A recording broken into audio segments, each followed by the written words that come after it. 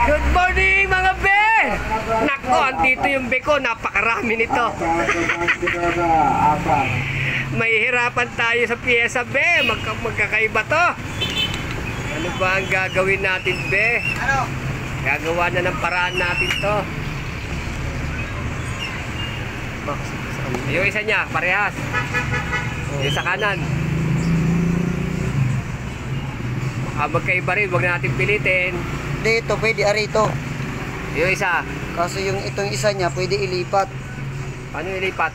Ito, may yung malalagay dito. Ito yung ilalagay natin dito. Ah, natatanggal? O, iba ito yan. Nasaan yung itong niya?